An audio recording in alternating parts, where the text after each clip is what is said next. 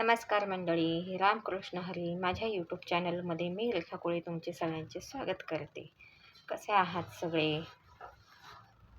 तर आज मला एक विषय घ्यायचा होता की आपण मनोभावे सगळे देवाची पूजा करतो, भक्ती करतो, आपण देवाला जातो किंवा उपवास व्रतवैकल्य करतो. पण ज्यावेळेस आपण उपवास व्रतवैकल्य करतो हे सगळं आपण भावनिक कल्पनेने करतो किंवा भावनिक दृष्टीने करतो.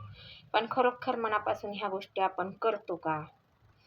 बरं, ज्यावेळेस आपण आता उदाहरणार्थ आपण देव आपल्याला जन्माला घालतो, देव आपल्याला बुद्धी घालतो, हे सगळं आपण देवावर आधारित आपण ह्या गोष्टी बोलतो.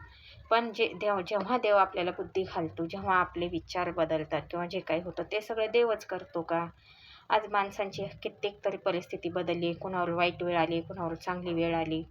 तर ज्या वेळेस तुमच्यावर चांगली वेळ येते त्यावेळेस तुम्ही कधी देवाचं नाव घेतलं का? नाही ना. पण ज्या वेळेस तुमच्यावर वाईट वेळ येते किंवा एखादी गोष्ट तुम्हाला पश्चाताप करण्याची वेळ येते, तर त्यावेळेस लगेच तुम्ही देवाचा धावा घेता किंवा त्यावेळेस बोलता की हां, हे जे काही झालं हे सगळं देवाला बघवलं नाही, देवाने असं केलं, देवाने तसं केलं. पण प्रत्येक गोष्टीला देव हा कारणीभूत असतो का? बरं, तुम्ही कधी देवाला पाहिलंय का? नाही ना. मी तर नाही पाहिलेलं. पण मला चांगल्या माणसांमध्ये आज भरपूर चांगल्या माणसांमध्ये देव हा प्रत्येकामध्ये मला दिसलेला आहे. पण विचार करण्याची पद्धत जर बघायला गेली तर ज्या तुमच्या काही चांगल्या वाईट सवयी किंवा जे तुमचे चांगले मित्र असतात त्यांच्यामध्ये जे चांगले वाईट गुण सवयी असतात ते तुम्ही जेव्हा आत्मसात करताना त्यावेळेस तुमच्या विचारात बदल होतो.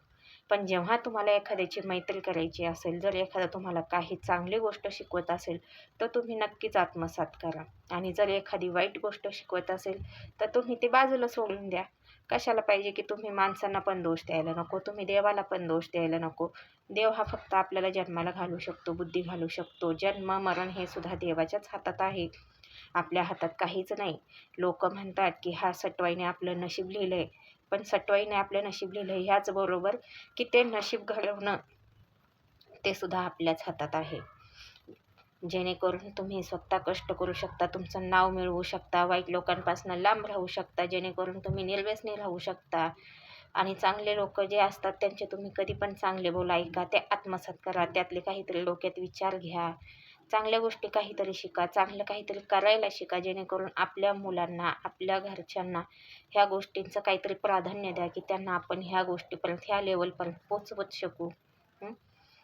ज्यावेळेस तुम्ही चांगलं झालं त्यावेळेस तुम्ही म्हणणार नाही की हा देवाने केले, पण ज्यावेळेस एखादी वाईट गोष्ट होते तर नक्कीच तुम्ही देवाला दोष देणार की हे देवाने केले. पण देव अशी कधीही कोणाला वाईट बुद्धी घालत नाही आणि देव असं कधीही कोणाला शिकवत नाही की असं नाही असं वागा. आज एखादा माणूस जर तंबाखू खात असेल तर देव त्याला म्हणत नाही ना की हा तू तंबाखू खा. एखादी बाई जर मिसरी लावत असेल तर तिला म्हणत नाही ना की हा बाई तू मिसरी लाव, हे चांगलं असतं. त्या गोष्टी कळून घेणं हे आपल्यामध्ये असतं, त्याच्यापासून आपण चांगलं वाईट वागणं किंवा शिकणं ह्या गोष्टी आपल्याजवळ असतं. असे वेगवेगळे प्रकार असतात की एखादा समोरून जरी चाललाय तर त्याला पाठीमागं काय बोलायचं काय नाही हे सुद्धा आपल्याजवळ असतं.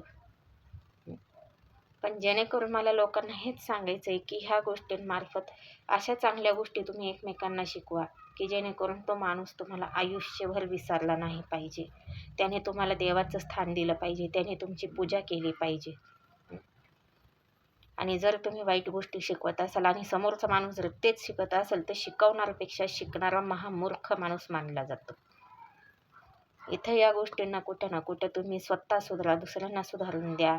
ह्या गोष्टीत तुम्ही त्यांना मदत करा, ते तुम्हाला मदत करतील. अशा काहीतरी गोष्टी जनरली तुम्ही लोकांच्या समोर आणा किंवा लोकांकडून तुम्ही घ्या. हेच इतकं सांगणं होतं मला. आणि त्यातल्या त्यात भरपूर विषय असे असतात की जेणेकरून आपल्या लक्षात येतात पण ते आपल्याला आठवत नाही. आपल्याला बोलायचं असतं पण आपल्याला सांगता येत नाही. अशा प्रत्येक गोष्टी असतात, पण प्रत्येक गोष्टीला कुठं ना कुठे सुरुवात ही करावीच लागते. आणि सुरुवात जर ही चांगल्याने केली तर शेवट पण हा नक्कीच चांगला होतो. आणि अशाने तुम्ही माणूस म्हणून आयुष्यात कधीही कोणाकडं नावं ठेवून घेणार नाही. तुम्ही एक चांगलं नागरिक म्हणून तुम्ही स्वतःला तुम्ही हे करू शकता, स्थापित करू शकता की तुम्ही आज तुमच्या माघारी पण जेणेकरून ते लोक तुमचं नाव काढतील. तुम्हाला कोणी बोलणार नाही की म्हणतील की बघा हा माणूस असा होता, असा झाला, हा माणूस इतक्यातनं आला पण इतक्या शून्यातून हा वर आला. काहीतरी शिका ह्याचं, अशी लोक बोलली पाहिजे असं तुम्ही नाव करून घ्या, की जेणेकरून देवाला दोष देऊन की हां एखादा कामाला जात नसेल तर ह्याचं म्हणजे हां त्याची अंगमस्ती असते ती की हां तो कामाला जात नाही. कारण का त्याला मुळातच काम करण्याची इच्छा नसते, मुळातच त्याची ताकद नसते, त्याला बसून खायची सवय लागलेली असते. आणि त्यावेळेस लोक काय करतात की हां ह्याची तब्येत बरी नाही आहे, चला ह्या देवाला विचार त्या देवाला विचार. अरे देव कुठं सांगतो तुम्हाला की काम करू नका आणि बसून खा? हे तर तुमचे स्वतःचे विचार बोलतात ना. आणि हे तुम्हाला माणूस शिकवतो की तुला काय गरज आहे कामाला जायची, तुझ्या बापाने इतकं मिळवून ठेवले, तुझ्या बापाने तितकं मिळवून ठेवले. अरे मिळवून ठेवले तर त्यात भर खाला ना. आणि माझ्या म्हणण्याप्रमाणे जर तुम्ही बापाच्या कमाईवर तुम्ही मजा मारत असाल तर ती कमाई काही उपयोगाची नाही. जेव्हा तुम्ही स्वतःचा कष्टाचा पैसा तुम्ही मिळवणार, जो तुम्ही एक एक रुपया खर्च करणार ना, त्यावेळेस तुम्हाला त्या पैशाचं मोल कळणार आहे. त्यावेळेस तुम्हाला देवाची ताकद कळणार की हा देव आपल्याला जेव्हा ही ताकद देतो तेव्हा आपण हा एक एक रुपया आपण मिळवतो. आणि हा मिळवतो ना तर हा कुठं घातला पाहिजे, कुठं खर्च केला पाहिजे, ह्या सगळ्या गोष्टी आपण डोक्यात घेतल्या पाहिजे. तर अशा भरपूर गोष्टी आहेत. पण मी आता हळू तुम्हाला म्हणजे मी सांगत जाईल. मी म्हणजे जे मला आठवतं, जे मला वाटतं, जे माझे विचार असतात, मी सगळं तुम्हाला नक्कीच ते सांगत जाईल. आता परत भेटू आपण नवीन विचारासहित पुढच्या भागात. नमस्कार.